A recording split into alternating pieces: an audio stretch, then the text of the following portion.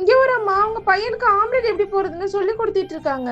ஆனா அந்த பையன் அதை கவனிக்காம அவங்க ஆம்லெட் போட்ட உடனே அதை எடுத்து வாய்க்குள்ள போட்டுக்கலாம். ஆக்சுவலா அந்த பையனுக்கு மன வளர்ச்சி கொஞ்சம் கம்மியா இருக்கு. ஷாம்பு எடுத்து பேஸ்ட் வச்சு தேய்ச்சிட்டு இருக்கான். தலை குளிப்பாட்டுறப்ப கூட அவங்க அம்மா தான் வந்து குளிக்க வைக்கிறாங்க. அவனுக்கு ஷேவ் பண்றதும் அவங்க அம்மா தான் செய்யறாங்க. ஒரு நாள் அந்த அம்மாவுக்கு திடீர்னு தலைவலிக்க ஆரம்பிக்குது.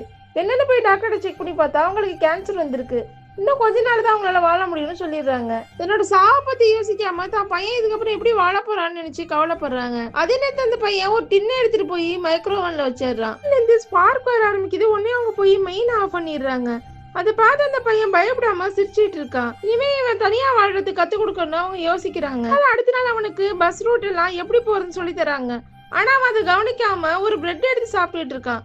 கோவத்துல அந்த பையனை அடிக்க ஆரம்பிக்கிறாங்க. அந்த பையன் ரோட்லயே உட்காந்து அழ ஆரம்பிக்கிறான். அடுத்தவனை சமாதானம் பண்ணி பஸ்ல ஏத்திட்டு போய் ஒரு பேக்கரியில வேலைக்கு சேர்த்து விடுறாங்க. அங்க எல்லாரும் இன்கிரீடியன்ஸை ஒழுங்கா ப்ரிப்பேர் பண்ணுவாங்க. ஆனா இவன் மட்டும் எடுத்து சாப்பிட்டுட்டு இருப்பான். அதை பார்த்து அவங்க அம்மா டென்ஷன் ஆயோ நான் திட்டி மறுபடியும் அடிக்கிறாங்க.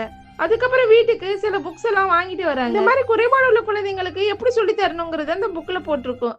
அதை உட்காந்து அவங்க பொறுமையா படிச்சுட்டு அவங்க பையனுக்கு ஒரு விஷயமா சொல்லி தராங்க. பஸ் ரூட்டுக்கு ஒரு டிராயிங் மாதிரி வரைஞ்சு அவன் கையில கொடுக்குறாங்க.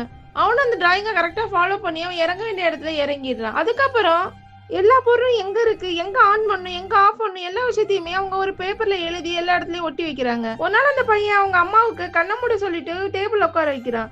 டேபிள்ல நிறைய ஃபுட்டு சமைச்சு வச்சிருக்கான். அதை பார்த்து அவங்க அம்மாவுக்கு ரொம்ப சந்தோஷமாயிடுது. அடுத்த நாள் அந்த அம்மா அவங்க பையனை வேலைக்கு கூட்டு போலான்னு பாக்குறாங்க. நான் அதுக்கு முன்னாடி அவன் எழுந்து வேலைக்கு போயிருக்கான். அவன் போறதுக்கு முன்னாடி அவன் ரூம் ஃபுல்லா ரொம்ப கிளீனா வச்சிருக்கான். அதுக்கப்புறம் அவங்க வேலை செய்யற இடத்துக்கு போய் பார்த்தா அந்த பையன் அவங்க எல்லாரும் கூட நல்லா சகஜமா பேசுறான், வேலையும் கத்துக்கிறான். அதுக்கப்புறம் அவங்க அம்மா அந்த பையனுக்கு ஒரு ட்ரெஸ் வாங்கி தராங்க.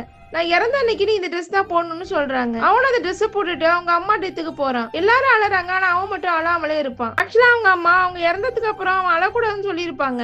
அதனாலதான் அவன் அழாம இருப்பான். ஆனாலும் அவன் கண்ணுல ஒரு ஓரத்துல ஒரு சொட்டு கண்ணீர் வரதான் செய்யும். இந்த பையனை மாதிரியே நீங்களும் உங்க அம்மா பேச்சு கேட்பீங்களான்னு ஒரு கமெண்ட் பண்ணிட்டு போங்க. உங்களுக்கு இந்த வீடியோ பிடிச்சிருந்தா லைக் பண்ணுங்க, மறக்காம சப்ஸ்கிரைப் பண்ணுங்க.